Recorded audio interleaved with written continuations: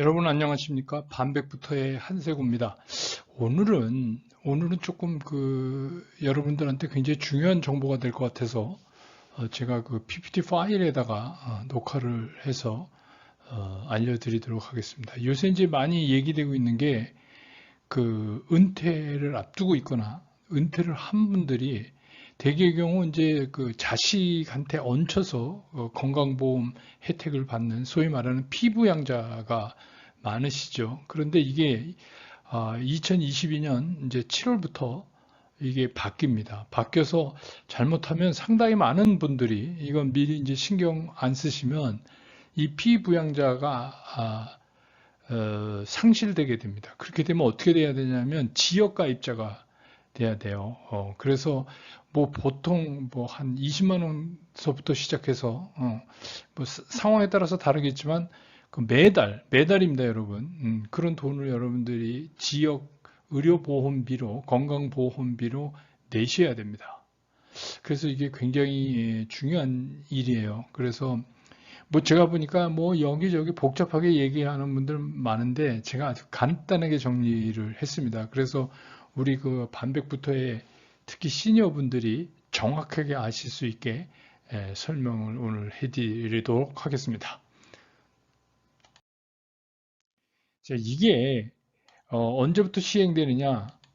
2022년 7월이니까 얼마 안 남았어요. 시행 예정인데 이게 2018년에 한번 좀 강화됐죠. 그때 한 30만 가구 정도가 피부양자 혜택을 못 받고 탈락이 됐는데 이번에 더 이제 줄입니다. 그래서 이게 뭐냐면 건강보험료 부과체계 2단계 개편 이겁니다. 이 내용 중에서 건강보험 피부양자 자격 상실 및 조건 이거를 제가 이제 정리를 한 겁니다. 이 얘기가 무슨 얘기냐면 우리가 보통 은퇴하고 별로 소득 없으면 그냥 자식들한테 얹혀갖고 부양가족으로 피부양자로 이렇게 해서 건강보험료 한 푼도 내지 않고 의료보험 혜택을 받았다는 얘기입니다. 근데 이게 강화되니까 또 이게 상당히 줄어져서 상당히 많은 분들이 이제 건강보험을 별도로 지역가입자로 내셔야 된다. 뭐 왜 그러냐면 지금 이 나이에 뭐 다시 취업할 수는 없지 않습니까? 그러니까 이제 지역가입자가 되는 거죠. 그래서 여기 제가 했지만 그 퇴직을 앞둔 분이나 이미 퇴직 후에 뭐 특별한 소득은 없고 연금 같은 걸 받아갖고 생활을 하면서 직장 가입자인 자식한테 건강보험 피부양자로 얹혀서 있으신 분은 이거는 좀 필독하셔야 될 거 아닌가 이런 생각이 듭니다. 자, 우리가 국민건강보험, 소위 말하는 이제 국민의료보험, 여기 가입자는 이렇게 세 가지로 분류가 돼요. 직장 가입자가 있고, 지역 가입자가 있고. 예. 직장 가입자는 뭐 본인 신경 안 써도 급여 타면 얄짤없이 떼어갑니다. 예. 그러니까 이제 우리가 보통 직장 생활하면 이제 이렇게 되죠. 그리고 이제 지역 가입자는 직장 생활을 하지 않는 분, 그들한테 그들의 이제 뭐 소득이나 재산 같은 걸 따져가지고 이제 그 공단에서 그 부여를 하죠. 얼마 내십시오. 이렇게 이제 합니다. 근데 이제 문제가 뭐냐면 요 피부양자예요. 이 피부양자는 대개의 경우 은퇴자나 전업주부, 학생 이런 거죠. 그러니까 뭐 부부가 있는데 직장 가입한 사람의 부인도 사실 피부양자죠. 그러니까 부인이나 애들 다 여기 이제 속합니다. 피부양자에. 그리고 적극적인 소득 활동이 없기 때문에 그런 거죠. 근데 이제 문제가 되는 게 뭐냐면 부모가 은퇴해서 별 소득도 없어요. 뭐 연금 받는 거 이외엔 별로 없다. 아, 그리고 뭐 경우에 따라서는 뭐 중형급 자동차 오래된 거 뭐 있을 수도 있고 뭐 그렇잖아요. 그게 이제 피부양자. 네, 여기에 얹혀 있죠. 직장 가입자에 얹혀서 어떻게 해요? 돈 한 푼도 안 낸다. 그리고 이제 여태까지 지냈단 말입니다. 근데 이게 이제 7월부터 강화되면 이 얘기가 좀 달라진다 하는 얘기입니다. 자, 건강보험 피부양자 자격 상실 조건 이게 강화되는데 뭘로 나누냐면 크게 두 개예요. 하나는 소득을 봐요. 이 사람이 얼마큼 소득이 있나. 두 번째, 이 사람이 가진 재산이 얼마야. 이거 두 개를 따집니다. 소득과 재산이 많으면 자식한테 얹혀 있지 말고 별도로 건강보험을 내십시오. 이런 얘기입니다. 골자는. 근데 이제 먼저 그러면 이제 두 가지로 체크를 한다고 그랬으니까 소득 부분을 먼저 살펴보자고요. 소득 부분. 연간 합산 소득이 2천만 원을 초과하면 자격이 상실해요. 이거 갑자기 이게 뭐지? 이런 생각 드세요. 연간 합산 소득이 2천만 원을 초과하면 자격이 상실돼요. 이게 뭐냐면 금융소득이 있고 우리가 이제 보통 공적 연금소득, 연금 타는 게 있고 그다음에 이제 근로소득, 기타소득. 기타소득은 뭐예요? 은퇴를 했는데 뭐 예를 들면 저 같은 경우에 해당되지만 예를 들어서 뭐 강의도 많이 다니고 출연도 하고 출연료, 강의료 뭐 이런 게 이제 뭐 그다음에 이제 뭐 책 쓰면 뭐 그 인쇄 수입 막 이런 게 있잖아요. 이런 것들도 이제 전부 소득에 포함이 되는 거예요. 은퇴를 해도.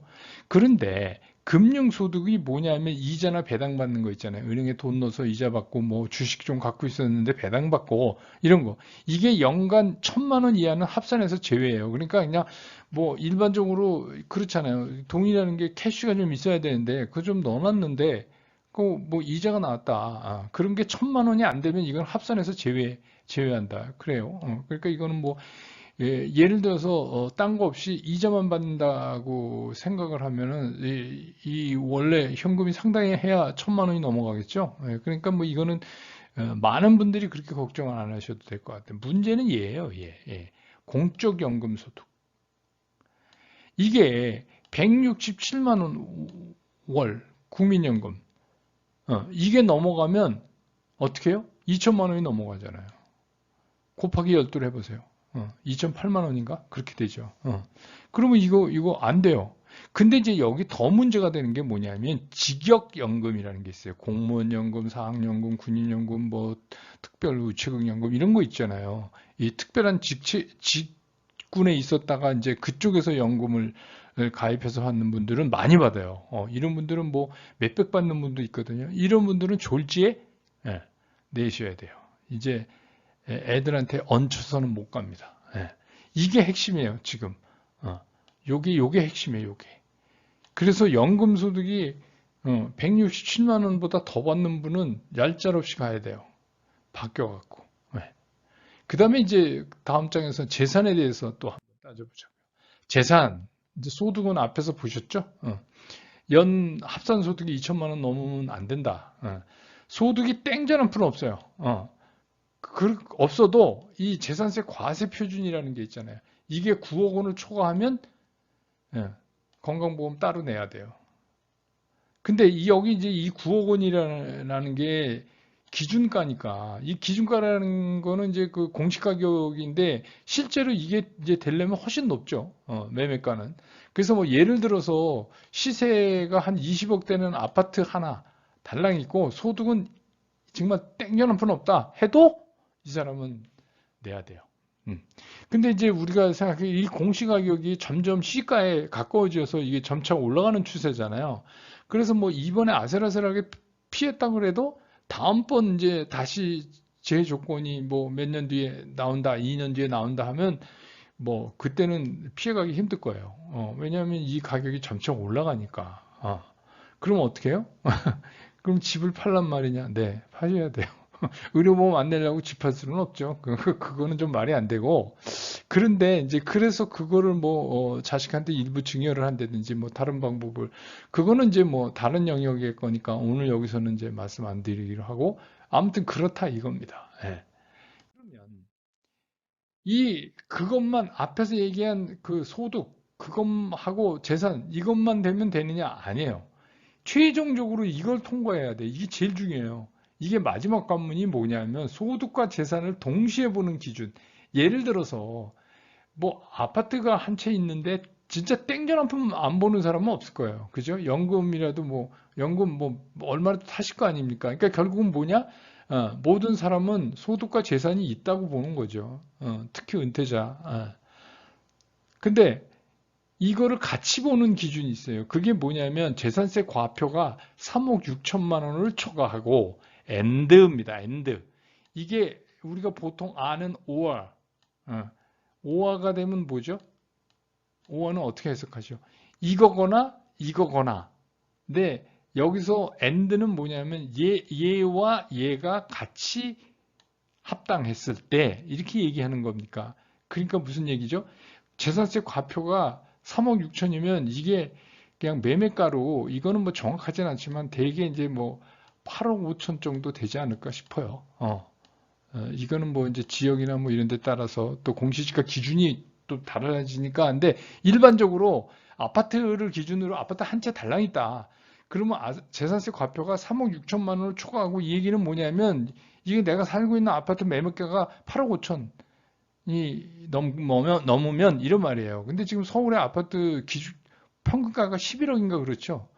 그래서 이거는 뭐 집 있으면 무조건 이건 해당될 것 같은데요. 네. 그 다음에 연간 합산 소득이 1,000만 원을 초과하면, 네. 그러면 피부양자에서 탈락해요. 근데 뭐, 그러니까 여기서 and라고 하는 거는 뭐냐면 얘도 해당되고 얘도 해당돼야 플러스 돼야 탈락된다 이런 말이에요. 그러니까 재산세 과표는 되는데 소득이 1,000만 원이 안 돼. 그러면 이분은 그냥 피부양자로 남아 있을 수 있고 연간 소득이 2천만 원인 이하인데 2천만 원 이하고 1,000만 원은 넘는데 집이 없어. 집이 없어서 재산세 과표가 3억 6천만 원이 안 돼. 그러니까 다시 말해서 매매가가 8억 5천에 되는 집도 없어. 그러면 이 사람은 계속 피부양자를 자식한테 얹어서 할 수 있다. 그런 말이에요. 이거 헷갈리시는 분들 많은 것 같아요. 이거하고 이거가 동시에 돼야 되면 탈락이라는 얘기고 하나만 되면 탈락 아니에요. 이거를 정확히 아시기 바랍니다. 그 다음에 이제 이거는 제가 정리를 표로 그랬어요. 해봤어요. 그래서 자, 현재는 이래요. 재산세 과표가 5억 4천을 초과하고, 그러니까 이거 상당히 높죠. 뭐 이거 상당히 높죠. 그 다음에 연간 합산 소득이 1,000만 원을 초과하면 지금은 이랬는데 이게 이제 어떻게 바뀌냐면 이렇게 바뀌어요. 7월부터 말씀드린 대로 재산세 과표가 3억 6천을 초과. 제가 이게 대충 8억 근방이 8억이나 8억 5천 근방이라고 말씀을 드렸죠. 뭐로? 매매가 기준으로 그렇다. 조금 동네마다 차이는 있지만. 그 다음에 연간 합산 소득이 1,000만 원을 초과하거나. 이 두 개가 다 걸리면, 둘 중에 하나 걸리는 거 아닙니다. 다시 말해서 여기 엔드니까. 두 개가 다 걸리면 이 사람은 피부양자 자격을 박탈당해요. 그러니까 어떻게 해요? 독자적으로 지역가입자가 되셔야 되는 겁니다. 자, 그래서 더 한 번 더 이제 이해를 돕기 위해서 제가 이런 상황을 서울에 사는 김청춘이는 은퇴했어요. 직장 가입자인 아들의 피부양자로 아들한테 얹어서 건강보험 혜택을 건강보험료 한 푼도 내지 않고 받고 있었다. 지금까지의 시츄에이션이에요. 그러니까 김청춘 씨는 은퇴를 했어요. 근데 뭐 별로 소득도 없고 그래서 직장 가입자인 아들의 피부양자로 해갖고 건강보험을 지금 받고 있었다. 그러니까 김청춘이 내는 건강보험료는 한 푼도 없었죠. 지금까지. 과연 이 사람이 안전할까? 따져보자 이거예요. 김청춘은 서울에 아파트가 한 채 있고 이거 위험해요. 서울의 아파트 평균 가격이 11억이니까 이거 무조건 걸려요. 걸릴 가능성이 제가 그랬죠. 3억 6천을 환산하면 매매가로 한 8억 5천 된다. 서울에 뭐 좀 웬만한 아파트 다 8억 5천 넘잖아요. 그러니까 김청춘이는 일단 이 과표에서 걸릴 것 같은 생각이 들어요. 그 다음에 국민연금을 매달 90만 원씩 받고 있다. 국민연금 90만 원 많이 받는 거 아니니까 국민연금 90만 원 받는 사람이 뭐 근데 요거 위험해요. 국민연금 90만 원 받으면 298, 1,008만 원인가요?